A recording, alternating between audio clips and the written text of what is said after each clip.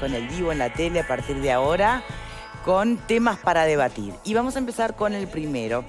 Un titular que por ahí lo podés leer y seguís de largo, o podemos detenernos e intentar, bueno, llegar un poquito más a una comprensión más profunda del Uruguay en que vivimos. Vieron que siempre se está hablando de que hay más de una realidad, bueno, eso es más que obvio.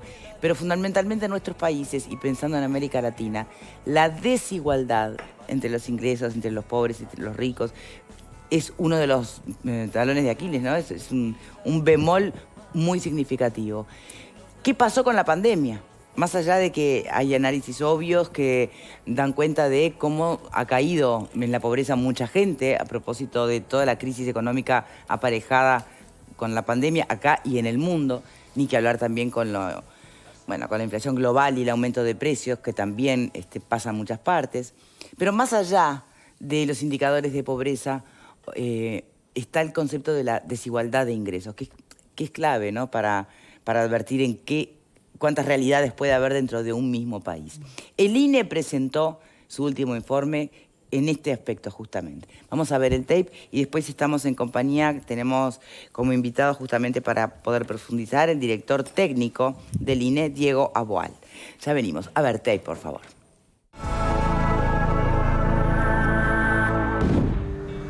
Los últimos datos conocidos de pobreza en Uruguay indican que en el primer semestre del año pasado alcanzaba el 10,2% de la población, es decir, 357.000 personas. Este lunes el Instituto Nacional de Estadística publicó otros indicadores como la brecha de pobreza, que mide cuánto le falta a quienes están en esa situación para alcanzar la línea de pobreza. Se ubicó en 1,7%, una leve reducción en comparación con el año 2020, cuando el indicador fue 1,9%. Sin embargo, es claramente peor que el dato del 2019, cuando la brecha había sido 1,3. Otro indicador que divulgó el INE es el de severidad de la pobreza, que mide la desigualdad de los ingresos entre la población que se encuentra por debajo de la línea de pobreza. En el 2021 fue 0,6%, con una leve mejora en comparación con el año anterior, cuando fue 0,7%, aunque peor que en el 2019, cuando había sido 0,5%. Por último, se conocieron datos del índice Gini, que mide en una población la desigualdad económica en términos de ingresos. Varía de 1 a 0 y cuanto más cerca del 0 está, mejor es la distribución de ingresos. En el 2021 tuvo un valor de 0,386, muy similar al 0,387 del año anterior. Sin embargo, es superior al 2019, cuando el coeficiente Gini en Uruguay fue de 0,383. Nuevamente, esto implica un nivel de desigualdad similar entre 2021 y 2020 y algo superior respecto al 2019, según el informe del INE.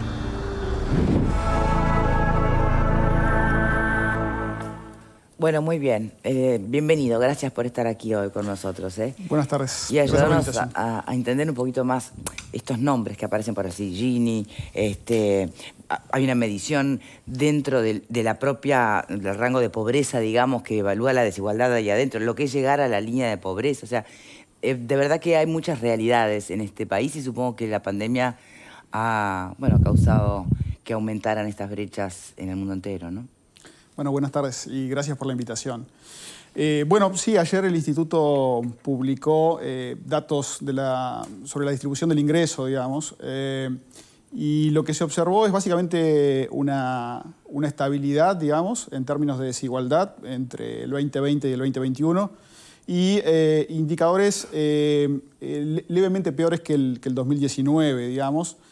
Pero si uno mira un largo plazo, digamos, la última década, básicamente lo que uno observa es indicadores de desigualdad que están estancados, básicamente, ¿no? El coeficiente de Gini, que cuanto más cerca a 1 es mayor desigualdad y cuanto más cerca de 0 es menor desigualdad, ha estado en el orden del 0,38 en los últimos 10 años. O sea, ha oscilado entre 0,38 y 0,387, digamos. O sea, ha sido muy estable en los últimos 10 años. O sea, no ha tenido mejoras. No, a mí me gustaría que se tratara de profundizar en este aspecto, ¿no? Porque uno muchas veces se encuentra con indicadores que hablan de que mejoró la pobreza en el Uruguay, aumentó, disminuyó el porcentaje de personas que viven debajo de la línea de pobreza, o no, pero en definitiva después aparece este otro dato que no condice o que va por otro carril.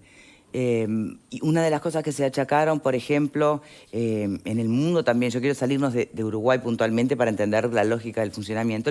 Después, obviamente, cada gobierno puede desarrollar políticas públicas y sociales tendientes a equiparar, disminuir la desigualdad o no necesariamente. Bueno, tal como usted señala, venimos de mucho tiempo donde está en meseta ese nivel de desigualdad. Bueno, la pregunta es, ¿qué pasa o cómo se da que efectivamente se empiece a generar esta brecha de ingresos?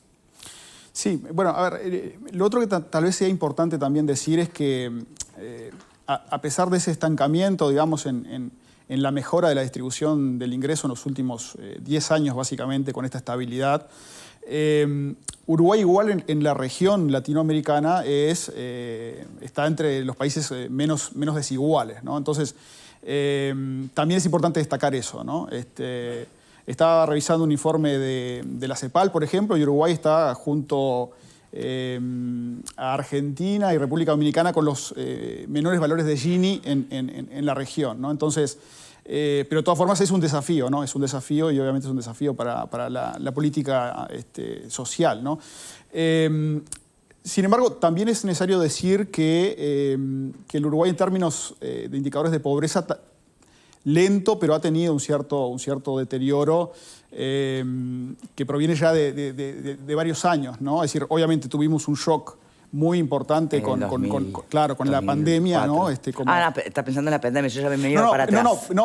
Previo a la pandemia ha estado subiendo, aunque de forma lenta, y obviamente luego hubo un shock muy importante vinculado, bueno, a la pandemia de COVID-19. Pero digamos, lo que digo es que también de forma previa estos indicadores venían teniendo algún pequeño deterioro. Incluso cuando uno observa otro indicador de desigualdad de los ingresos, que es comparar los ingresos del 10% de las personas que tienen mayores ingresos con el 10% de los que tienen menos, y uno hace ese ratio, eso ha estado también creciendo de forma lenta, pero en los últimos 4 o 5 años.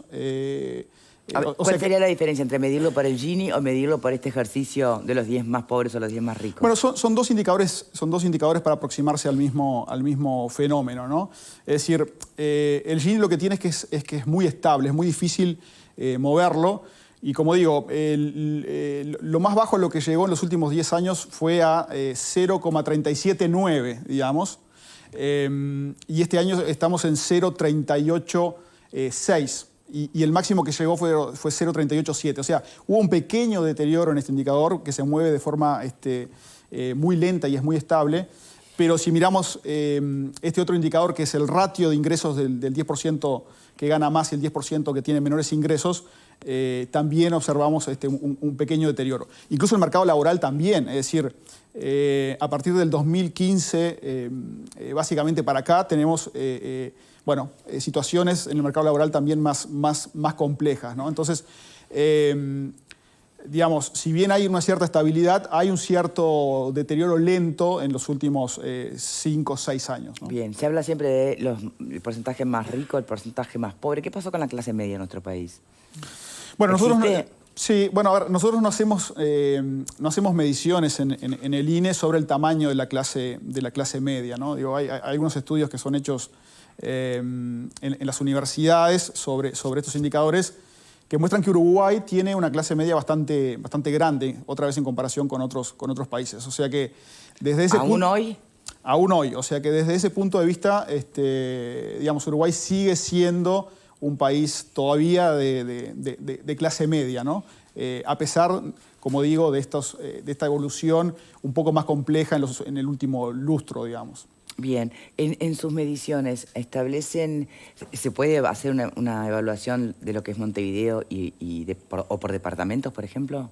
Bueno, nosotros los indicadores, estos indicadores de desigualdad, digamos, cuando vamos a los departamentos, publicamos por rangos, porque básicamente tenemos un tamaño de muestra que es relativamente pequeño. Esto surge de encuestas, ¿no? Claro. Pero tenemos que departamentos como Montevideo, Canelones y Paysandú, por ejemplo, son los que presentan mayor nivel de desigualdad en Uruguay, ¿no? O sea que hay mucha heterogeneidad en términos de desigualdad. así como la hay también, obviamente, también en términos de pobreza, ¿no? Es decir, hay mayores niveles de pobreza concentrados más sobre el norte del país, ¿no? Entonces, el Uruguay es muy heterogéneo y por tanto uno efectivamente no puede concluir, digamos, extrapolar lo que ocurre a nivel del país a lo que ocurre a niveles departamentales. Perfecto. ¿Pero se puede concluir en un estado de situación? Yo ya sé que usted ya señaló, hay como cierta estabilidad que viene de tiempo atrás, en caída, pero estable, pero en post-COVID lo que se advierte es un pequeño deterioro extra. Bueno, sí. Además de eso, sí, ¿qué diagnóstico se puede hacer? A ver, el indicador de desigualdad o los indicadores de desigualdad no tuvieron un gran deterioro a consecuencia de la pandemia. Digamos, el mayor impacto estuvo sobre el mercado laboral y sobre los indicadores de pobreza. Estos indicadores sí se vieron afectados de forma más importante, no tanto en términos de desigualdad, ¿no? Es decir, pasamos... El coeficiente de Gini estuvo en 0,383 en el 2019 y pasó a 0,387, o sea que cuatro centésimas más. Bien, pero las guerras, y pensando ahora en Europa, por ejemplo, y nuestras exportaciones y demás, también generan movimientos de agujas en ese sentido. No sorprendería a nadie. Hay gente que le está yendo muy bien y hay gente que le está yendo muy mal. Bueno, obviamente, ¿no? Digamos, las situaciones, digamos, de lo que está ocurriendo a nivel internacional, sobre todo está teniendo impactos en términos de los precios, ¿no? Claramente, eso se está reflejando en el IPC, que el Instituto también computa todos los meses, a partir del cual se genera el indicador de inflación. Y eso va a ser un desafío, obviamente, porque implica un aumento del costo de la canasta de consumo de los uruguayos, ¿no?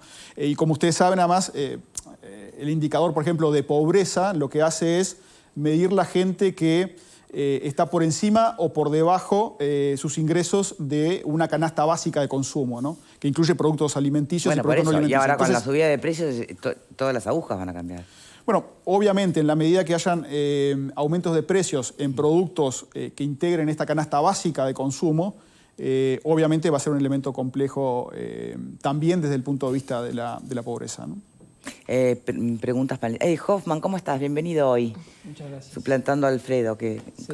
cantó jaqueca. Con unas nanas.